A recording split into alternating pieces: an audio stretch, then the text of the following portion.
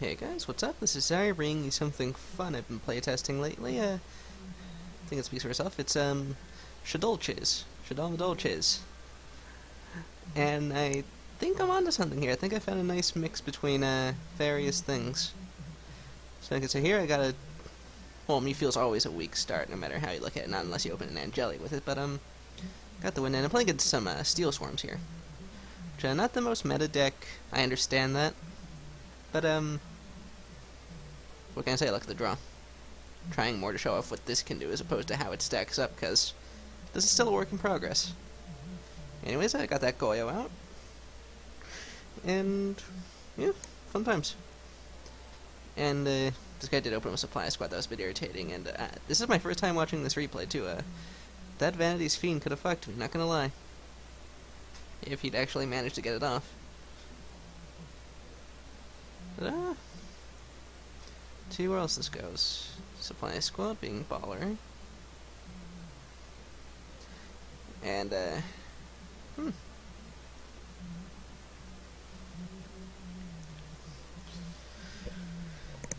not really surprised here that, that is all he did. He could have gone for the Vanities. I mean, he probably didn't know what was said, or maybe he did, yeah, but he didn't know what this was at that point, but the fact that he didn't tribute for that Vanities earlier in the game really bugs me. Bad on this dude.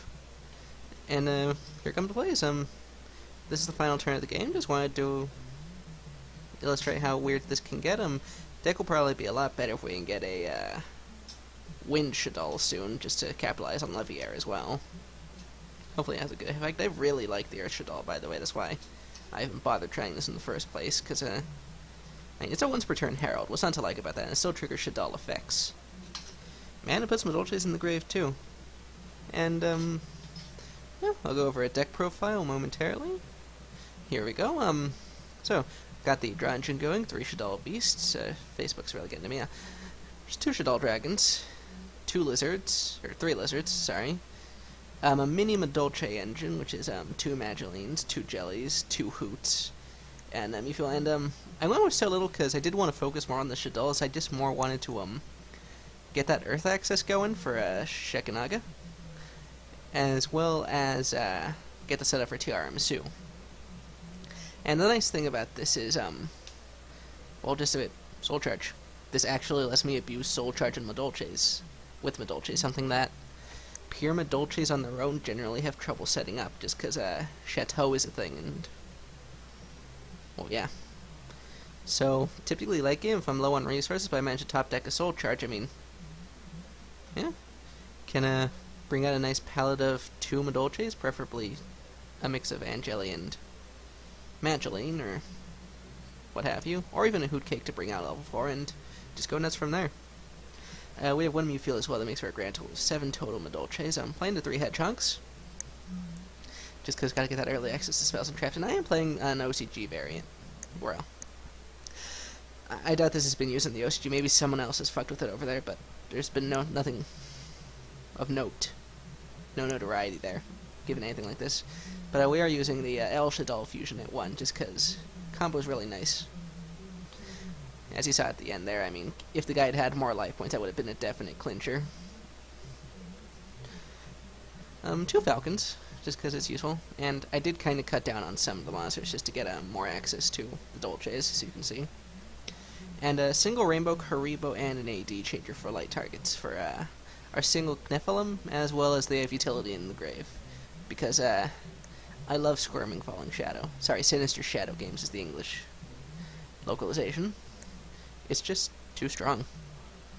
And given I can have more, and Book of Tayo is garbage, I'm AD changer, why not? I can easily dump it into the grave when the enemy has a Exceed Monster on Theo Shaddoll Fusion, which generally I should hopefully have early enough. 2 Soul Charges, just because 3 gets clocky sometimes. 2 MST, 2 Forbidden Lance to make sure players go through, a single Super Poly, 3 Sinister Shadow Games, 2 Shaddoll Roots, just because this card is obscene sometimes, and it does give me access to the Fire Dew as well, which I have yet to try. I'm not sure how I actually feel about this dude, just because, yeah, it only goes for inherent summons. In fact, I may just cut the dude just because of that, because overall I think he's the weakest of the Shaddolls. And a single Solemn could maybe use a Bottomless instead, I guess, but I'm actually giving Soul Tread, yeah, I think I'm a little life point here. I'll probably opt to get a Bottomless Trap Hole in place of this. And extra deck, not complete yet, but 2 Sheki Naga, and 1 Nephilim, 1 Gristle, 2 Midrash, Arcanine Magician, which easy enough to combo, just given Falcon and Beast, I can get him out relatively easily. Especially given Soul Treasure. 2 Tiara, because I can just... Still not hard to bring her out. I might get it down to 1 in light of more extra deck space. In fact, that's probably a good idea. A single Alucard. A single Levier, because, you know, combos for days. Engineer, haven't used yet, but I really like the card as a whole. But you can like him or hate him. I love him personally. I'll try to find more optimal things, though. And a single Goyo, because, relatively easy to just do this. Or this. Actually, just this. And this. It's just more options to get this out. And only wish Nataria Barkian was a little bit more lenient on how to bring it out, because that would be absolutely baller in this deck if I could get it in. Even more OTK potential too, given I have a Shaddoll on the field or 1 in hand, and this here it's all really huge beatdown potential. So far, it's run very consistently. Gotten to do a lot of things with it. Angeli is just wonderful in defensive terms when I don't have any traps or anything, just because immune to battle destruction. I mean, given the Shaddoll mirror match, she'll probably get popped by Dragon or something with Sinister Shadow Games flip, or what have you. Or, yeah, just things like that. It's not just that. It's just easy to get over Angeli's battle immune effect at any point in this game since she's come out, really. But, yeah, I'll keep working on it. Let me know what you guys think. I'll refine it, give suggestions, what have you. Gonna try to get a 15-card extra deck at some point. I know, this thing's nice. I could probably get an Arc in there. A Dante, because fucking Dante. And, yeah, that's been it for this deck profile. Hope you guys enjoyed it, and I'll update this as I go, I guess. Have a wonderful day.